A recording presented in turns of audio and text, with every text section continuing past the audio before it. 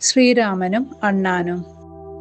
നമ്മൾ രാമായണം കഥകളിൽ രാമസേതു നിർമ്മാണത്തെക്കുറിച്ച് കേട്ടിട്ടുണ്ട്. വലിയ വാനരപ്പടയും ഹനുമാനും സുഗ്രീവനും വലിയ പാറകൾ എറിഞ്ഞാണ് സേതു നിർമ്മിച്ചത്.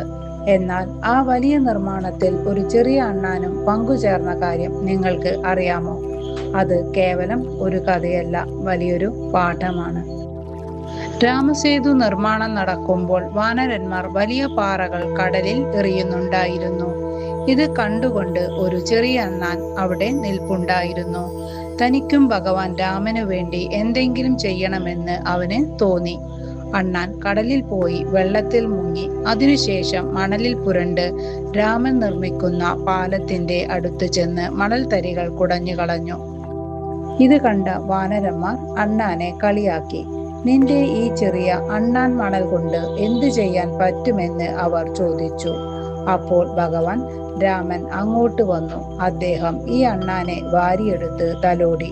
രാമൻ പറഞ്ഞു, നിങ്ങളുടെ വലിയ കല്ലുകൾക്ക് കരുത്തുണ്ടാകാം, എന്നാൽ ഈ അണ്ണാന്റെ നിഷ്കളങ്കമായ ഭക്തിയും പരിശ്രമവും വലുതാണ്.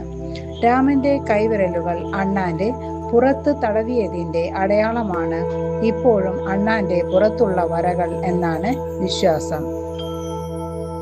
വലിയ കാര്യങ്ങൾ ചെയ്യുമ്പോഴാണ് നമ്മൾ വിജയിക്കുന്നതെന്ന് കരുതരുത്. നാം ചെയ്യുന്ന ചെറിയ കാര്യങ്ങൾ പോലും ആത്മാർത്ഥതയോടെയും ഭക്തിയോടെയുമാണെങ്കിൽ അത് ഭഗവാൻ തീർച്ചയായും സ്വീകരിക്കും. നമ്മുടെ ജീവിതത്തിലും വലിയ കാര്യങ്ങൾക്കായി കാത്തിരിക്കാതെ കഴിയുന്ന ചെറിയ നന്മകൾ നമുക്ക് ചെയ്യാം. ഈ കഥ നിങ്ങൾക്ക് ഇഷ്ടപ്പെട്ടെങ്കിൽ മറ്റുള്ളവർക്കും ഷെയർ ചെയ്യൂ.